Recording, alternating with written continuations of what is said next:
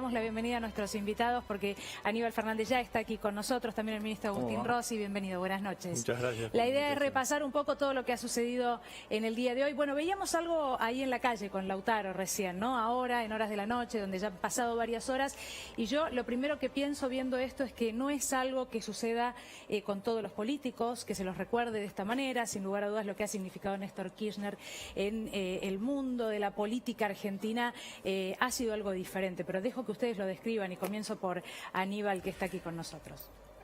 Esta es una cosa distinta. Recién hacías una apreciación que a mí me cayó muy bien, que decías, la gente que está, se expresa, que se ya está con alegría y no se sabe bien por qué. Sí, claro, no se puede recordar a Néstor Kirchner que no sea con alegría, porque la realidad es que todo lo que señala en su cabeza eran formas de transformar, perdón la insistencia, pero tratando de encontrar una alternativa que fuera superadora de lo que el pueblo estaba viviendo.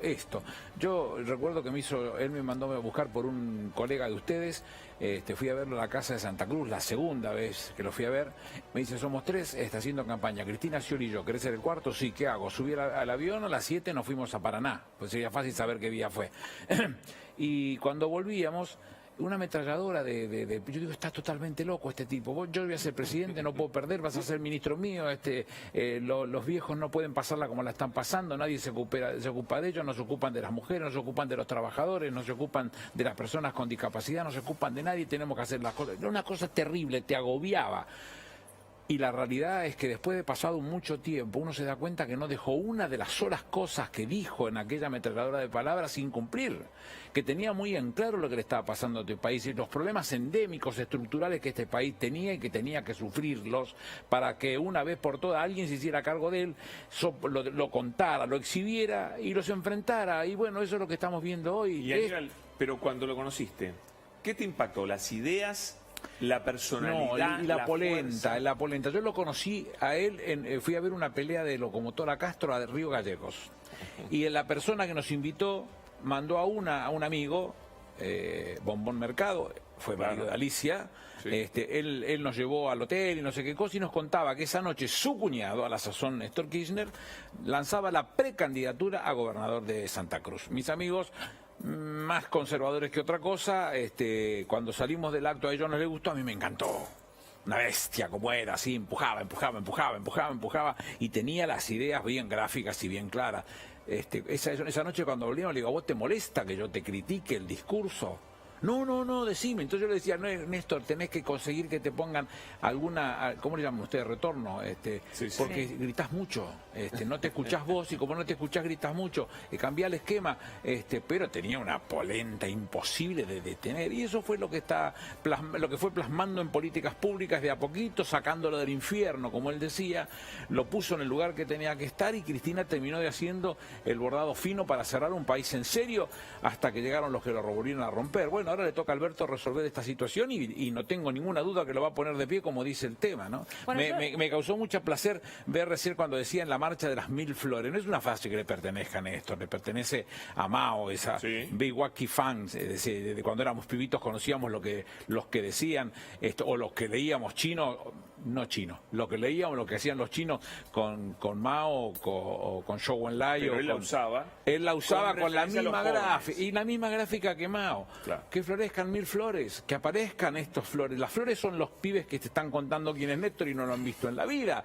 Han apreciado que en su casa se empezó a vivir de una manera distinta con alguien que se preocupó por ellos, alguien que vio al pueblo, lo comprendió, lo entendió, supo qué fue lo que pasaba y se jugó por él. Eso es Néstor Kirchner, eso es. Ahora vamos a recorrer algunas anécdotas en particular. Bueno, yo empezaba en la noche diciendo o hablando de esto de la política cerca de la gente, pero porque en realidad es esto que vi yo hoy en la plaza, ¿no? Construyamos ahora para tener una propuesta para ganar. Ustedes, creo que mucha gente que lo rodeaba le decía, no, para 2003 no, 2007. A Néstor nadie le hacía entorno, olvídate, no existe el entorno. Pero Néstor, que era muy gracioso además, contaba un momento que él estaba por salir de la casa y dice, y Cristina estaba arreglándose, él hacía el acting. Entonces decía, Néstor, ¿a dónde vas? a tal distrito, no queda mal que diga cuál es el distrito de la provincia de Buenos Aires, a tal distrito, vos estás loco. Y parecía que estaba loco, porque solo salía, empujaba, hasta que en algún momento empezó a brotar. Ese Paraná que yo cuento, fue distinto. Había 15 a 20.000 personas, Paraná era mucho, un actazo fue. Y yo lo empecé a ver ese cambio y vi cosas extrañas porque él, siendo muy peronista, cuidado con esos que te dicen, no lo mencionaba a Perón.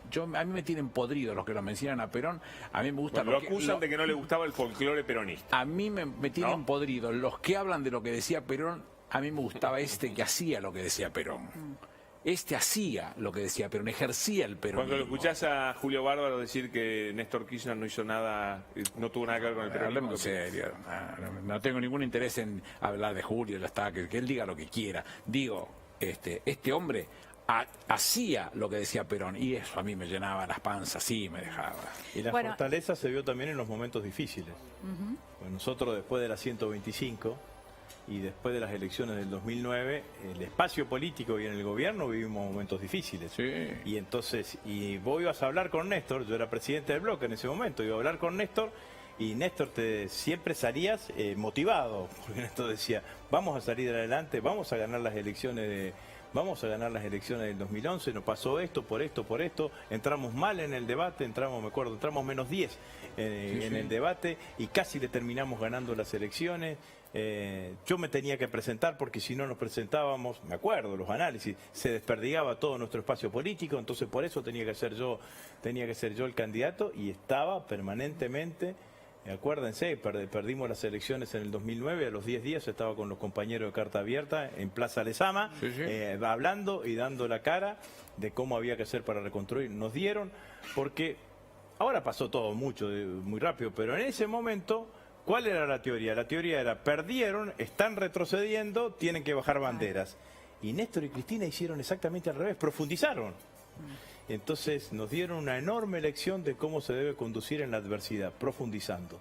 Digamos, ¿no? Y me parece que esto es una lección enorme que aprendimos, que al menos yo aprendí, digamos, ¿no? Y ministro, ¿cómo funcionaba el matrimonio político, la sociedad política y sociedad conyugal entre ellos dos, entre Cristina y Néstor? Cuando Cristina era presidenta, a mí me pasaba esto, digamos, ¿no? Entonces yo iba y hablaba con Néstor, porque hablaba del bloque, hablaba de Santa Fe, hablaba de política. Entonces cuando le preguntaba algo de la gestión, me decía, no, esto habla con Cristina. Digamos, la gestión era Cristina. Era claramente, tenés esta cosa, pero es una cosita chiquita. No, esto de la gestión, habla con... Pero además eran la misma cosa. Decían, en algún momento alguien acuñó una frasecita estúpida que decía, tienen doble comando. No, eran la misma cosa. Era la misma cosa. Vos estabas reunido con Néstor y llegaba Cristina, la primera expresión era ¿dónde está Néstor?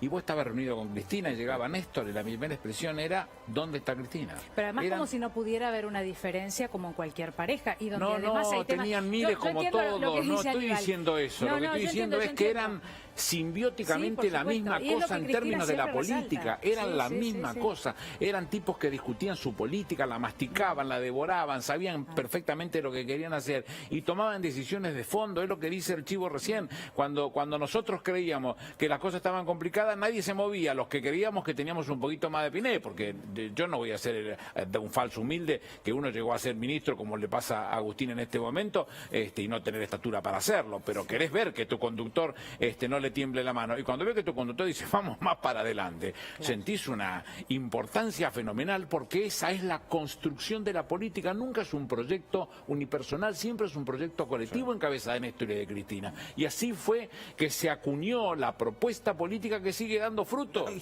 Durante toda la gestión nos criticaban violentamente, pero me parece que esto es así. Pero hay diferencias más profundas a su vez, porque yo si hay algo que he hecho en estos 4 o 5 años últimos es criticarlo a Macri porque tiene con qué. No nos Porque dimos cuenta, precisamente no nos es enteramos. una cosa es un libro sin tapas y sin hojas. Pero Néstor era un tipo muy cultivado, un tipo que cuando le tocó a los 2 años de ser presidente plantársele al presidente de los Estados Unidos, hay que tenerlas muy puestas esas, en una posición geopolítica fenomenal con el presidente de Uruguay, de Brasil, de Venezuela, ¿y quién me estoy comiendo? El quinto.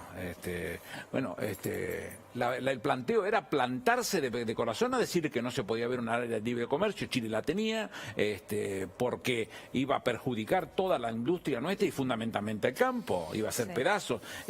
México tenía maquilas también en ese acuerdo, y un tipo que se plantó y lo conquistó. Ahí vamos a entrar en ese tema en un ratito cuando esté Parrilli, que estuve releyendo el libro del Topo Devoto.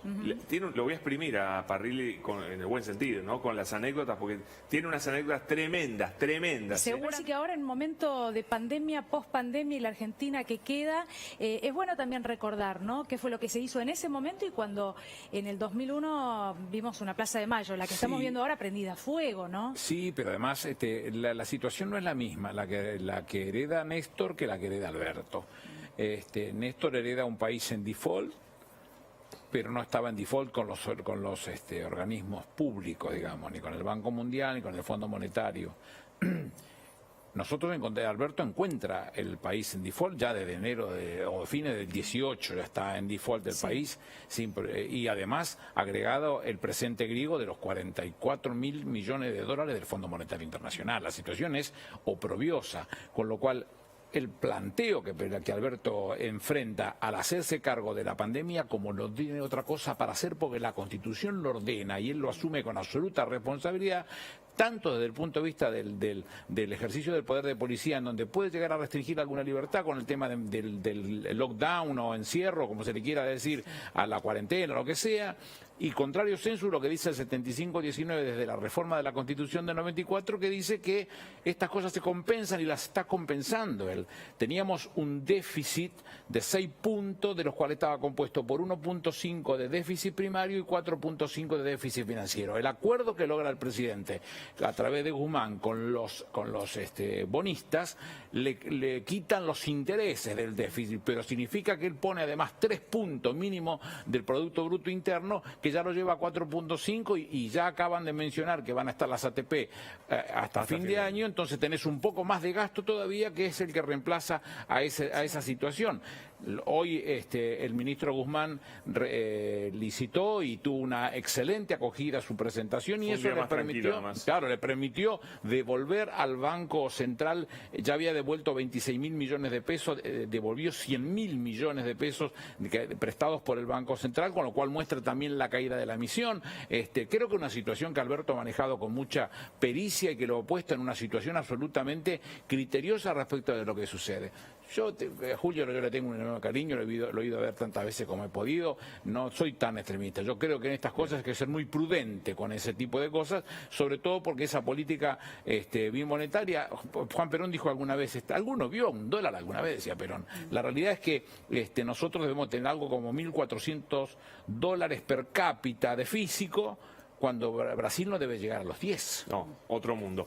Aníbal, te despedimos. Muchísimas gracias por estar con nosotros. No quiero dejar de pasar esto. Había gente hoy en la calle que pedía a Aníbal Fernández en el gabinete. Y los lindos somos así. Yo sé que lo he explicado varias veces, explicó los encuentros con el presidente. No sé si era por lindo. Pero no es algo que pase generalmente, ¿no? Que alguien pida a un político determinado en una movilización en la calle. Yo soy un cuadro del peronismo que lo defiende políticamente. El presidente es el presidente que nosotros bregamos mucho para que llegara y que nos representa, y me enorgullece que sea presidente. Yo tengo un amigo que ahora es presidente. Sí. Bueno, yo voy a seguir peleando para que esas cosas salgan bien, porque cuando le salen bien a él, el país piensa de una manera y el pueblo se siente protegido por su presidente, que no es otra cosa que un presidente peronista, con lo cual voy a seguir haciendo. ¿Lo de que alguien te veta es en serio? Nah.